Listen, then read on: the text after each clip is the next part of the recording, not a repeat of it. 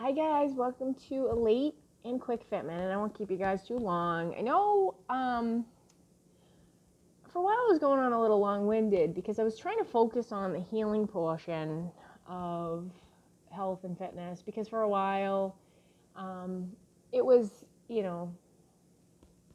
was a situation where everything was new. Like we didn't know really much of anything for a while. And now that we're kind of settled and we're here and we're like month 2, because all of this started about, the 9th of March. So March, April, May. So we're like into like the 10th or 11th week. So we're here. So one of the things that I did when I first started with all of this around the like 11th of March, because I'll say like the last time I was in the Boston area was the 11th of March. I was there, I had something in the morning, and I remember that day distinctly because I took the orange line of the MBTA, and we stopped for a long time in between stops. And I went to a place in Cambridge that I go to pretty often. It's like my home away from home, kind of. It's like my new home. It's nice though. It's in a really nice area. But I took, like, if you're from where I am, I don't live near there anymore. I live in a different area. So I got off the train at North Station, which is the old Boston Garden, which was Celtics play. I'm only talking about the Celtics. I don't like the other sport. There's another sport that's played there. It's like, I don't like that sport. It's funny because I go to a school where, like, that's a big deal. But I don't know. It's cold. I don't like cold things. I'm just making, silly little jokes. I really don't mind that hockey. But I miss baseball, so we don't want to talk about it. Anyway, speaking of, like, active, like, movements and things, baseball, football, whatever. I miss sports. We all miss sports. But anyway, so I got off in North Station, and Boston is a very nice walking city. But when you walk from Boston to Cambridge, you go over this bridge, which is the Longfellow Bridge, which is like the only bridge in the country that has every mode of transportation on it, like train, car, a plane can go over, a boat can go under. It's like a cool bridge. It's a really beautiful bridge to go over because you just see, like, you turn one here, and you go Cambridge, and you turn here, and you go Boston. You can see the Museum of Science, which is like the best. In the Museum of Science, you can stand like this, and you'll see see your headphones? Like, stand like this. One side is Cambridge, one side's Boston.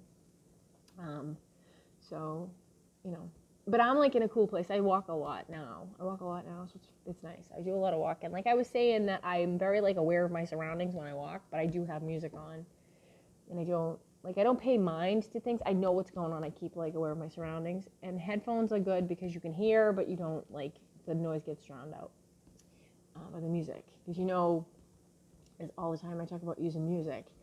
And my son, my beautiful, wonderful son, we did something the other day. I didn't talk about it yet.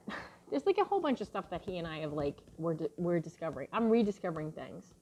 So he's watching like a lot of Seinfeld. What was Seinfeld, Jackass, and the Jerky Boys. The Jerky Boys.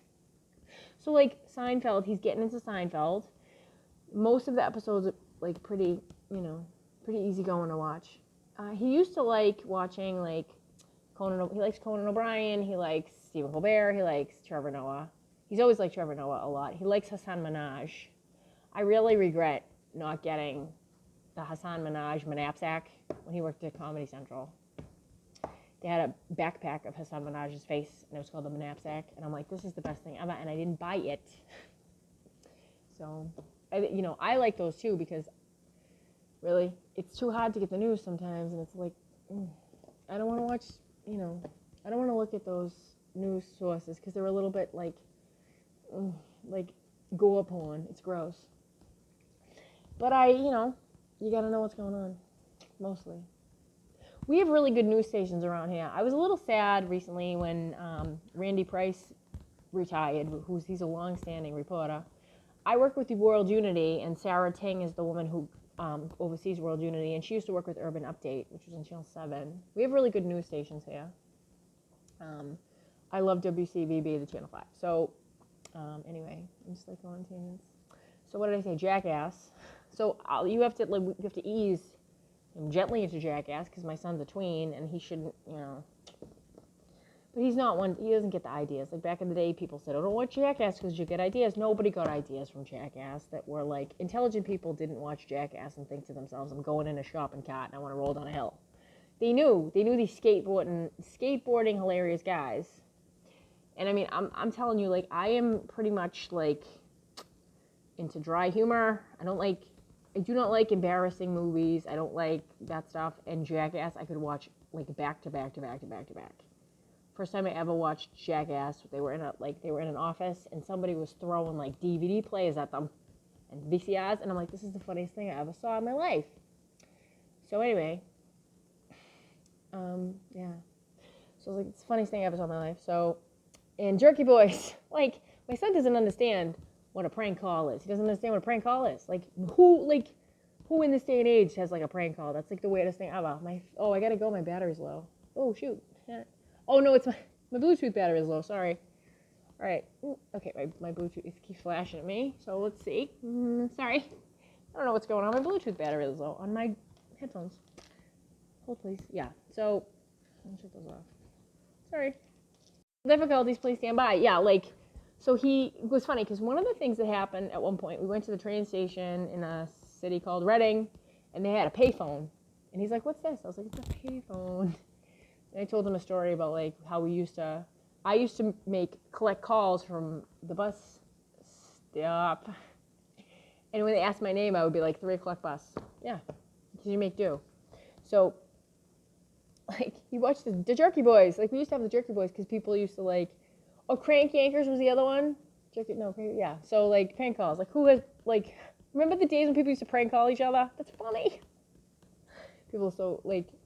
People are so unaware of like what happened in the olden days. Like people used to prank call each other. It was weird. So it's funny. So, but my son and I, what we did the other day was we did it the silent disco. I think I did talk about this.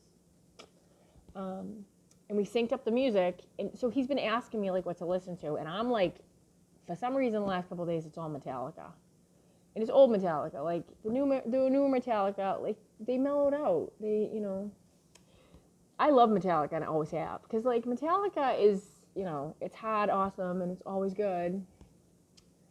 But, like, Metallica has a good story and a history. Like, they lost one of their members, and then they tortured one of their members, and now they're good, but they're more like, they're like the adult contemporary metal, kind of. But in the olden days, it's, like, so hard and so, like, if you exercise... If you like have a hard time exercising, put old Metallica on. It's good. If you don't mind that, it gets you going. It's like puts a fire in you. But like my son likes Dave Mustaine, who went off to Megadeth, and I'm not in love with Megadeth's music in the way that he is. Like I need a feeling state with music. That's why it makes me work out better. I need a feeling state. So. I like Metallica, Rage Against the Machine, but that's the tool that I have to get me through the workout. I need it. Very rarely am I able to exercise without music, so it helps me. But yeah, so today, I had a pretty interesting day. One of the things that happened today was I was supposed to pick something up and I was late and I missed it, and I was just like I really had a hard time because I had something scheduled today and I was late. And I sent them a message and I said I'm going to be late, and I tried to call and nothing. And when I showed up, they weren't there. And I'm a poor person. Like there's no shame in my empty wallet. Like it's not a big deal. Like poverty is a weird state to be in because people treat you badly if you're poor. But it's like, dude, I have no money. Like it's not a big deal. I'll just go about my day. You never have a better life than when you're poor, because you got to be creative and make things happen. Yeah. Nothing better than a nice long walk. So I took an extra long walk, and I walked around and I looked at the scenery. And sometimes it's nice in life when you get hit with an unexpected thing that forces you to like change the way you're doing stuff. So the whole rest of my day changed, and I had to like shift my focus. Cause I had some unexpected stuff come up, you know. And I think one of the best parts about this quarantine time. So I've consistently been moving since the beginning. So it's been like 10 weeks. So I've done like 5 times a week over 10 weeks. 1 week I did 4 times, but I still walk a lot and I move a lot because I know I have to because I have arthritis and whatever. And this is a choice. I'm not like pampering my body by not moving. I can't take a vacation and not move. Like my body, the mechanics of your body is you have to, with the body that you have, you either suffer now for a short time or you suffer a lot later. You do. If you like work hard and take care of yourself, you suffer less. You suffer now, but you suffer a lot more later. Yeah.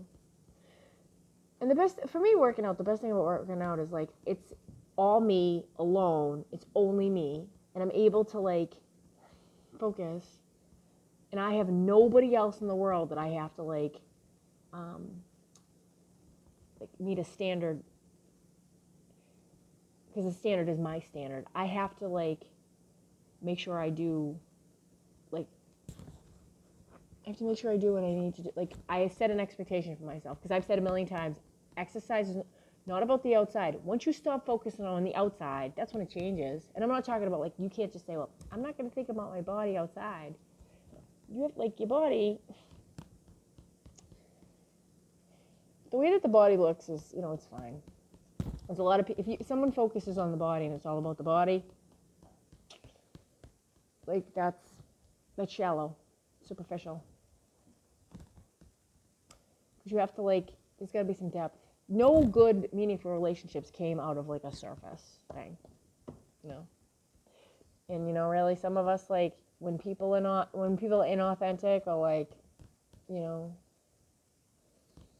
it's just so unattractive. But that's okay. But I know one of the issues for myself, right? Because I had an issue online at one point. I think I talked about this. I had 2 people, separate people, give me feedback about my body. One person said I was fat, called me piggy, and the other one said I was too skinny. And I'm like, there it is right there. Because you can't win. Because first of all, if anybody is going to love me for who I am, I'm not talking romantic. We're not talking about that. If anybody's going to love me for who I am, it's got nothing to do with the outside. Really. Yeah. And I don't want people to love me for the outside, really. Because sometimes when people love you just for the outside, like that love can flip to hate real fast. Like, there's nothing worse than people, like, it's interesting when people, like, they love you right away. Like, I love you. You're so, insert adjective here. You're so, insert adjective here, whatever it is. You're so this. And it's like, And when people do that, it feels gross. Do you ever get a compliment and you're like, ugh?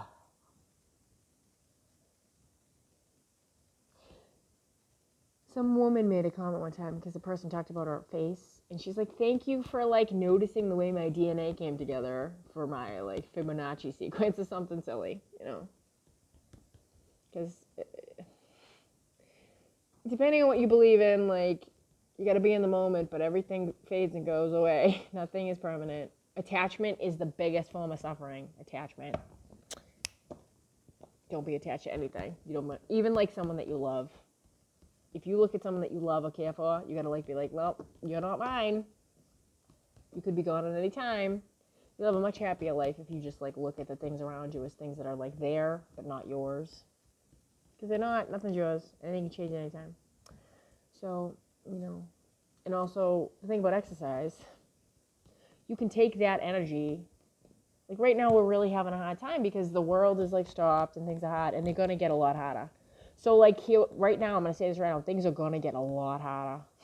We are not in the period of time when we are going to see true suffering, because it's coming.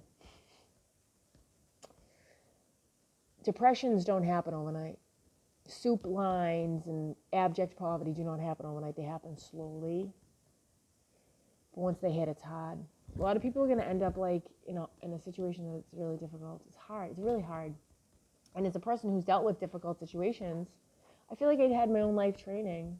It's like, it's good right now. I'm so glad I have the connections that I have and the people that I love, because when things get hard, I'm going to be there for them and I'm going to support them. I'm going to like give them my like 100%. And I'm going to give the love to the people that I love and support. So it's like, and I've had a really good time of self-reflection. And I've been able to like get rid of things in my life that like serve no purpose or are not good for me or whatever you want to use the words for. And a lot of times I have a good like experience focusing the energy like things. I've talked a lot about the fact that I have had people in my life that, like I talked before about the fat and skinny. Like sometimes there's nothing you can do. Sometimes in life, like there are people in your life that like, I don't know, for some reason or another, they don't like you. And it's hard when you deal with that, because you have to look at it and say, well, I surrender. Like, that's it. You don't like me. Okay. I'll go elsewhere. Because, like I've said before, like, you can only have so many people in your life that are close to you. Like, 5 people. Eddie Vedder was saying about it. It is Just Breathe. Talks about, like, a small group of people in your life. I can count. Some folks just have one, and others they get none. It's like the number of friends you have.